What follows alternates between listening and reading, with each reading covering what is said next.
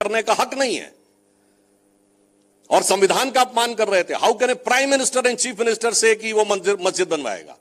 हमारा बहुत साफ कहना था, हम मंदिर नहीं बना रहे थे, मंदिर निर्माण का मार्ग प्रशस्त कर रहे थे। मंदिर निर्माण का काम श्री राम जन्मभूमि समिति और संतों का था। फिर मैं पूछना चाहता हूं, ये वही मध्य प्रदेश है? हम लोग तो उस समय स्टूडेंट लाइफ में थे, जिस समय पटवा जी की सरकार थी यहां 1990 कारसेवा के समय, जब मध्य प्रदेश से कारसेवक जा रहे थे तो ग्वालियर से झांसी की रोड के ऊपर, झांसी में कोई जाने ना पाए तो दीवार बना दी गई थी अस्थाई।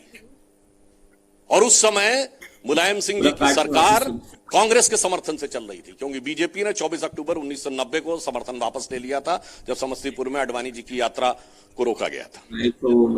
तो आप समझिए, दीवार लगा दी गई थी कि यहां से कोई जाने ना पाए। और जब 6 दिसंबर 92 की घटना हुई तो यूपी में समझ में आता था कि मध्य प्रदेश की सरकार क्यों बर्खास्त की गई थी। करने का हक नहीं है, संवैधानिक और नैतिक दोनों, और संविधान का अपमान कर रहे थे। How can a prime minister and chief minister से कि वो मस्जिद बनवाएगा? हमारा बहुत साफ कहना था, हम मंदिर नहीं बना रहे थे, मंदिर निर्माण का मार्ग प्रशस्त कर रहे थे। मंदिर निर्माण का काम श्री राम जन्मभूमि समिति और संतों का था। 10 का जजमेंट आता है। पूछना चाहता हूं, ये वही मध्य प्रदेश है? हम लोग तो उस समय स्टूडेंट लाइफ में थे। याद करिए 2019 जिस समय पटवा जी की सरकार थी, इनके नेता वकील 1990 कारसेवा के समय, जब मध्य प्रदेश से कारसेवक जा रहे थे तो ग्वालियर से झांसी की रोड के ऊपर, झांसी में कोई जाने ना पाए तो दीवार बना दी गई थी। आस्था का विषय था। और उस समय मुलायम सिंह जी की सरकार कांग्रेस के समर्थन से बदलाव आया। बीजेपी ने 24 अक्टूबर 1990 को समर्थन वापस ले लिया था, जब समस्तीपुर में अडवाणी जी की यात्रा को रोका गया था। तो आप समझिए, दीवार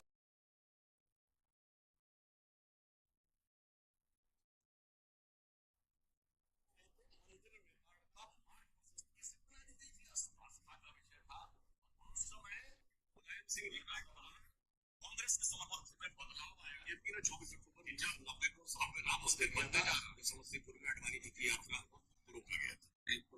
तो आप समझिए, दीवार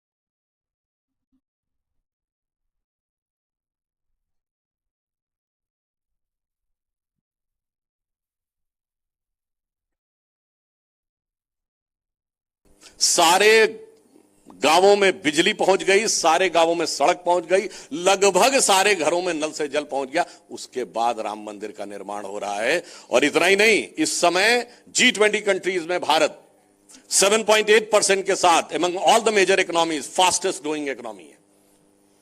इसका अर्थ यह हुआ, तब समझिए वो काल था, इसीलिए वो काल चक्र की गति थी, सारे नहीं थी, जिसके लिए गांवों में बिजली पहुंच गई, सारे गांवों में सड़क पहुंच गई, लगभग सारे घरों में नल से जल पहुंच गया। उसके बाद राम मंदिर का निर्माण हो रहा है।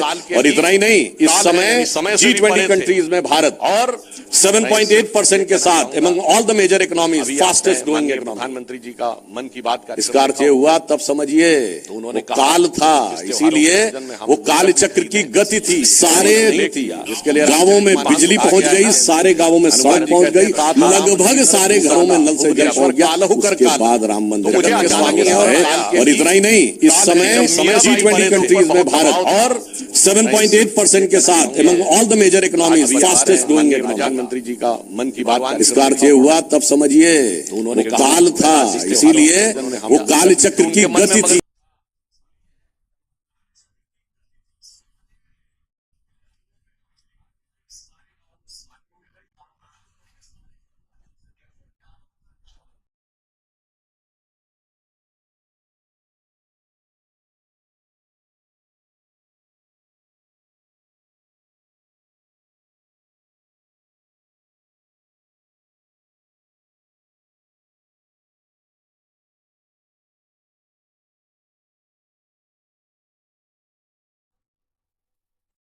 72 से ऊपर है।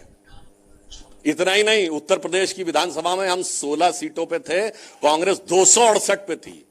आज एक यूपी की विधानसभा में आज तो उतनी भी मैं नहीं है मैं खाने में जितनी हम छोड़ दिया करते थे पैमाने में, यह स्थिति है। और आज हम एक बार 300 के साथ, एक बार 250 के पार। तो मुझे लगता है उससे महत्वपूर्ण बात यह है, 72 से ऊपर यहां पे और कहना चाहूंगा। इतना ही नहीं, उत्तर प्रदेश की विधानसभा में हम 16 सीटों पे थे, कांग्रेस 268 पे थी। आज एक अगर यूपी की विधानसभा में इरेडिकेशन आज तो उतनी भी मैं नहीं है मैं खाने में जितनी हम छोड़ दिया करते थे पैमाने में, सनातन धर्म का ये स्थिति है। और आज हम एक बार 300 के साथ, एक बार 250 के पार। तो मुझे लगता है उससे महत्वपूर्ण बात नेता का 72 से ऊपर और कहना चाहूंगा। इतना ही नहीं, उत्तर प्रदेश की विधानसभा में हम 16 सीटों पे थे, कांग्रेस 268 पे थी। आज एक अगर अभिनंदनीय यूपी की विधानसभा में इरेडिकेशन आज तो उतनी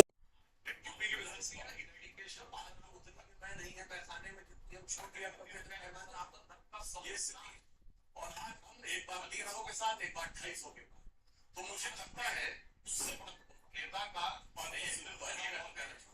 इतना ही नहीं, प्रदेश की विधानसभा में हम 16 सीटों पे थे, आज एक अगर अभिनंदनीय यूपी की विधानसभा इरेडिकेशन उतनी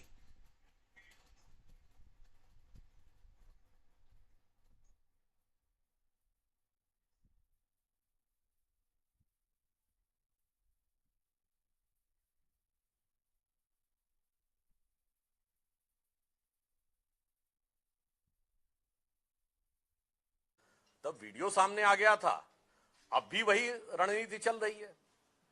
तो इसलिए इनके दिमाग में जो चीजें हैं वो पूरी एक रणनीति के तहत हैं, और इनको यह है कि भारत के अंदर किसी भी प्रकार का विभाजन क्रिएट करके, ध्रुवीकरण क्रिएट करके येन केन प्रकारेण सत्ता प्राप्त हो जाए तो इनको अधिक संतुष्टि होगी। इसलिए मैं अंत में सिर्फ यह पूछना चाहूंगा कांग्रेस के नेताओं से कि 9 नवंबर 2019 के कोर्ट के जजमेंट के बाद भी क्या वो उसको तथाकथित बाबरी मस्जिद मानते हैं?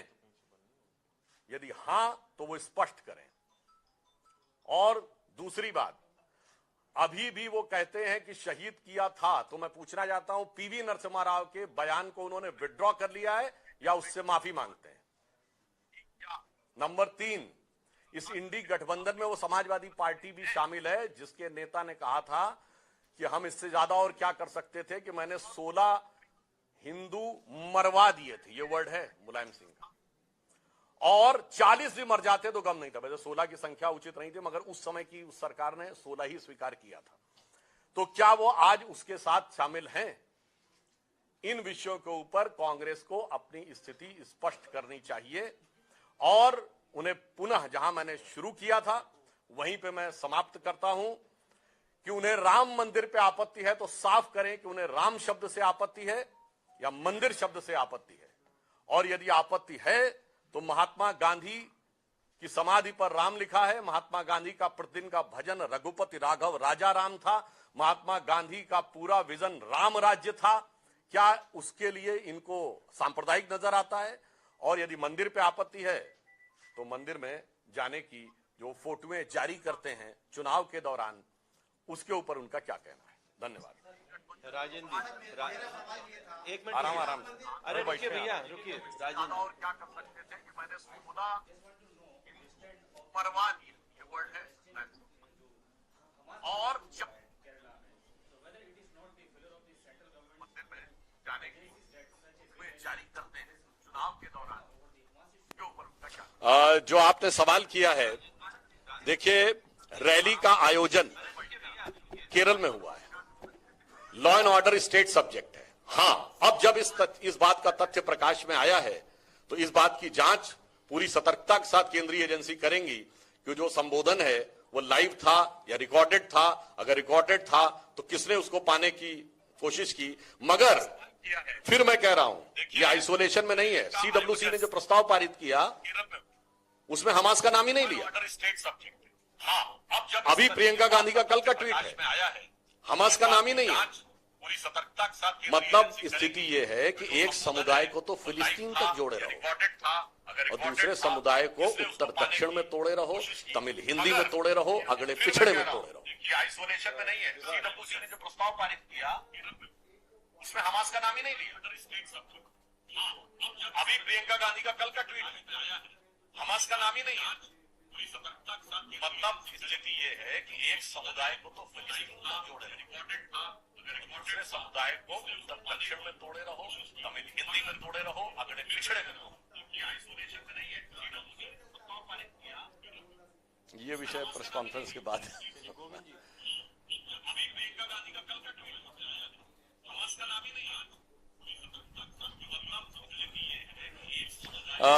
बहुत मजेदार सवाल है और इसका मैं दो डायमेंशन में उत्तर देना चाहूंगा।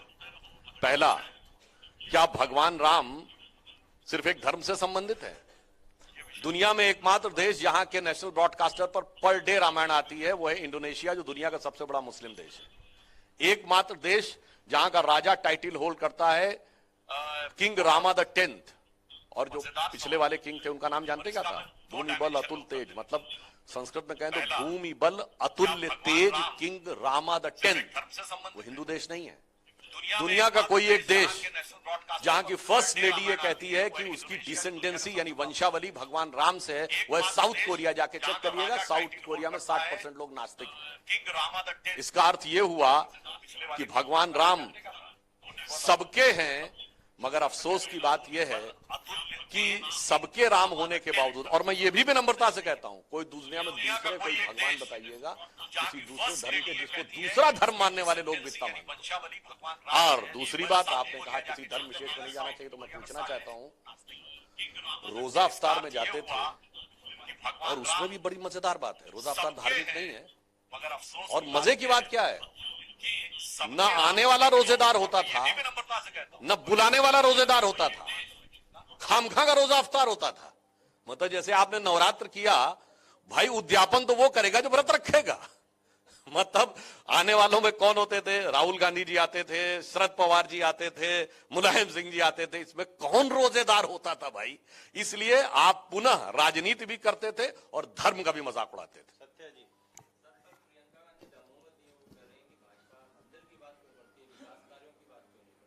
मैंने तो अभी गिना दिया कि मंदिर का भी काम किया है और विकास का भी काम किया है। आपके मध्य प्रदेश में कोरोना के दौरान 19.7% की ग्रोथ रेट रही है, जो स्टाउंडिंग ग्रोथ रेट रही कोविड काल में, शानदार। और इसी मध्य प्रदेश में सागर में 100 करोड़ का संत रविदास का मंदिर भी बन रहा है। ओंकारेश्वर में 108 फुट की शंकराचार्य जी की प्रतिमा भी बन रही है। महाकाल का भी आलोक है और राजाराम आलोक भी आपको दिखाई पड़ रहा है। तो हमने सब तरफ काम।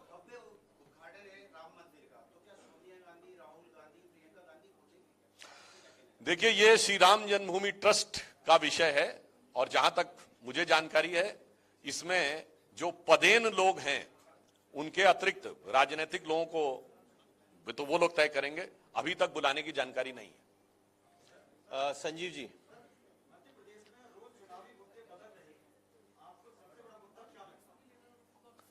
मध्य प्रदेश में चुनावी मुद्दे नहीं बदल रहे हैं, चेहरे, रंगत, फितरत बदल रही है। मुद्दा एक ही है, मध्य प्रदेश का विकास, वो शानदार विकास जो हमारी सरकार आने से पहले बंटाधार हो गया था मध्य प्रदेश का। बिजली, पानी, सड़क के लाले पड़ गए थे। वहां से इतना बदलाव है कि हमारी सरकार आने से पहले छोटी बड़ी सड़कें मिला के 44,000 किलोमीटर की सड़कें थी, आज छोटी गांव की बड़ी सड़कें मिला के 4 लाख किलोमीटर की सड़कें हैं। तो मुद्दा है विकास, जन कल्याण और सहभागिता। उनके लिए चेहरे के ऊपर चेहरे लगाकर इधर उधर आने की परिस्थितियां हैं। चेतन जी, चेतन सेठ, बैठ।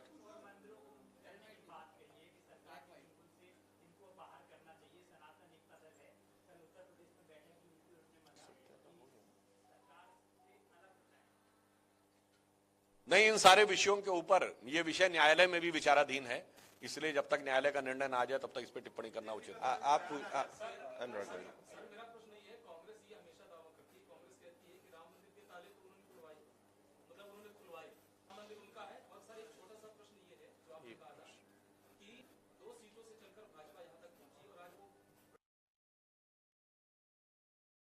महाराष्ट्र।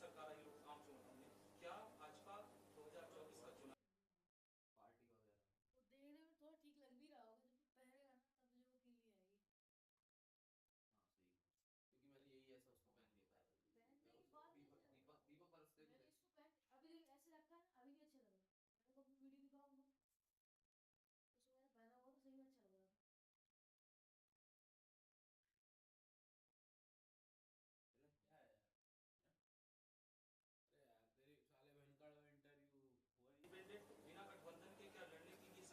था। देखिए, दोनों प्रश्नों का उत्तर देता हूं। कांग्रेस वाले बहुत कहते हैं कि ताला उन्होंने खुलवाया। ताला तो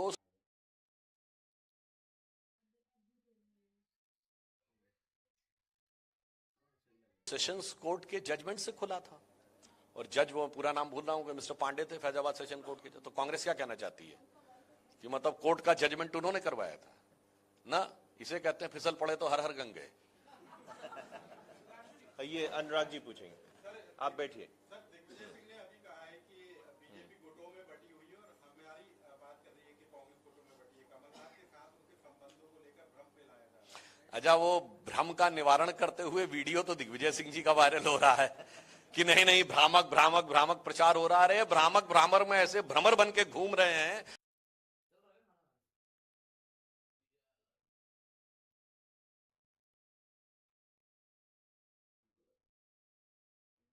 कांग्रेस वाले की समझ ही में नहीं आ रहा है कि एक तरफ कमलनाथ, एक तरफ दिग्विजय सिंह। इसी देख के मुझे याद आता है, कबीरदास ने कहा था ना, चलती चक्की देख के दिया कबीरा रोए, दो पाटन के बीच में साबुत बचा न कोई। दीदी आप पूछिए।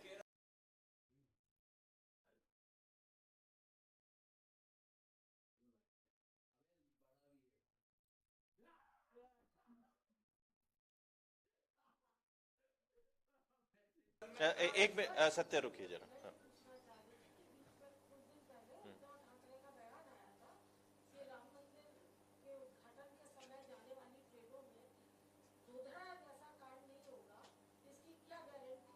मोदी सरकार। देखिए, मैंने आपको पहले भी बता दिया कि यह सारी प्रक्रिया बहुत लंबे समय से चल रही है।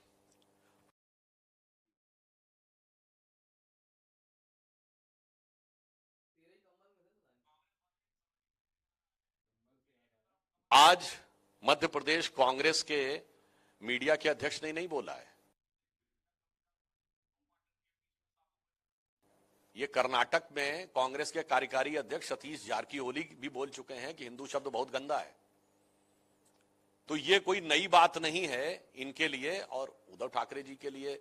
अब मैं क्या बोलूं, एक दौर था जब बाला साहब ठाकरे जी क्या क्या शब्द बोलते थे और उनके इंटरव्यूज अवेलेबल हैं, और आज वो किस परिस्थिति में आ गए। तो मुझे लगता है कि वो शायद वर्तमान राजनीतिक विवशता और दबाव के कारण अथवा फ्रस्ट्रेशन के कारण बोल रहे हो। गौरव जी पूछिए, गौरव जी पूछिए।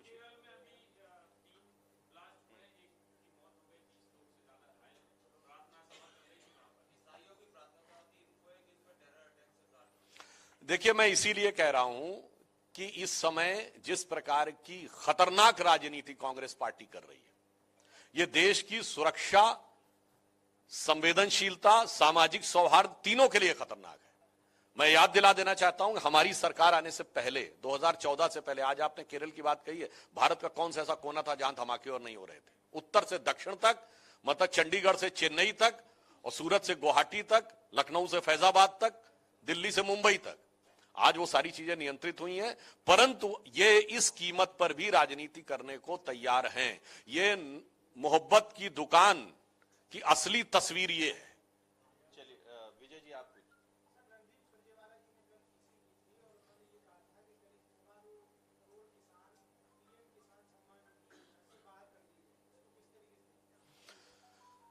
ये जो बातें वो लोग लाते हैं, इसका आधार कहां से लाते हैं?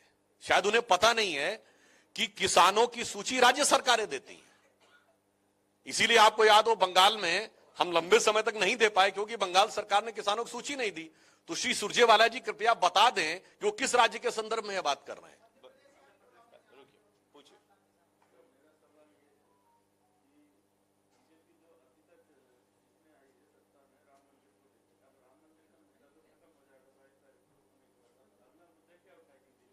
यानी ये आपने जो कहा कि बीजेपी सत्ता में राम मंदिर को लेके आई, नहीं साहब, हमारे लिए सत्ता का मुद्दा नहीं है, न राजनीति का मुद्दा है। हम जब 2 सीटों वाली पार्टी थे, हमारी कोई हैसियत नहीं थी, तब भी हम राम मंदिर के साथ खड़े थे और 303 के बाद भी हम उनके साथ खड़े हैं। और आज से नहीं, 1951 में जनसंघ की स्थापना के जमाने से लेके हम साथ में खड़े थे। इसलिए इस विषय का राजनीति में हमारा बहुत साफ मतलब है, विकास, जन कल्याण, राष्ट्रीय सुरक्षा, आत्मगौरव। कौशल जी, कौशल जी, कौशल जी, कौशल जी, केरल की बात हो रही है, हमास की बात हो रही है। एक वीडियो बहुत वायरल हो रहा है जिसमें केरल में ये कहा जा रहा है कि बुर्का पहने हुई महिलाओं ने बिना बुर्का वाली महिला को बस में नहीं चढ़ने दिया। ये राष्ट्रीय सुरक्षा की बात है, केंद्र में आपकी सरकार है, केरल को लेकर क्या कुछ अलग चिंतन है क्या? नहीं, केरल में हमारी सरकार नहीं है, केरल में लेफ्ट पार्टीज की सरकार है।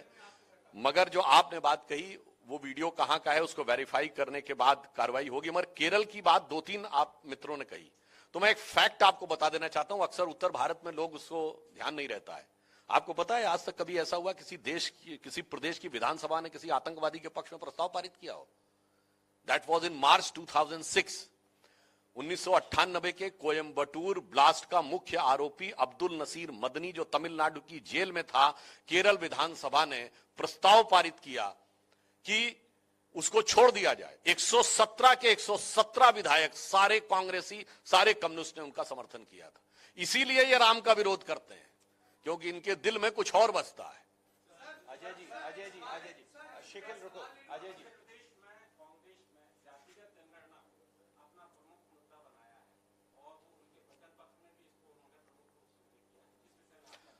देखिए, जब कांग्रेस से मुद्दा उठाती तो मैं तो पूछना चाहता हूं, पहले तो बताएं कि जातिगत जनगणना रोकी किसने थी? ब्रिटिश टाइम तक तो होती थी।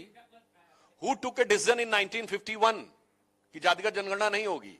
यह नेहरू जी की सरकार का निर्णय था और कॉन्स्टिट्यूएंट असेंबली का निर्णय था। सरकार तो 52 में बनी है बाद में, और उसमें डॉक्टर अंबेडकर भी शामिल थे। उस समय लोहिया जी का भी उस पर समर्थन था, सब थे, सरदार पटेल भी थे। सरदार पटेल की तो डेथ हो चुकी थी उस समय तक। मगर मैं ये पूछना चाहता हूं कि पहले कांग्रेस ये बताए कि रोका क्यों था। और ये वही कांग्रेस है जिसका नारा होता था, जा देना पात पे, इंदिरा जी की बात पे मोहर लगेगी हाथ पे। 6 दिसंबर 1990 फ्लोर ऑफ द हाउस पे राजीव गांधी जी का बयान है कि कांग्रेस जात पात में विश्वास नहीं करती। वो तो कहते हैं जात पे ना पात, हाथ पे धर दिया आपने पूर्वजों की बात को, लात पे पार्टी ले आए फुटपाथ पे। चलिए पूछिए, छोटा क्वेश्चन। चलिए बैठिए, बैठिए।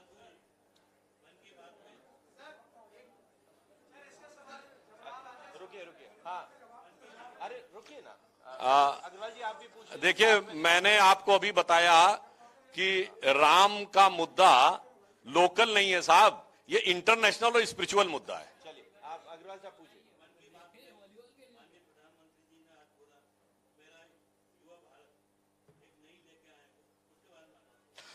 देखिए, प्रधानमंत्री जी ने कहा कि परसों 31 अक्टूबर को सरदार पटेल जी की जन्म जयंती के साथ अमृत महोत्सव वर्ष समाप्त होगा। तो जो अमृत काल कहा है ना, अगला 25 वर्ष युवा भारत के लिए तो है। जो आज लोग पढ़ रहे हैं वही तो 25 वर्ष बाद महत्वपूर्ण स्थिति में होंगे। तो प्रधानमंत्री जी की सारी सोच इस अमृत काल की भारत के युवाओं की तरफ ही प्रेरित है। चलिए, बहुत धन्यवाद। सभी स्वल्पाहार पे आमंत्रित हैं। धन्यवाद।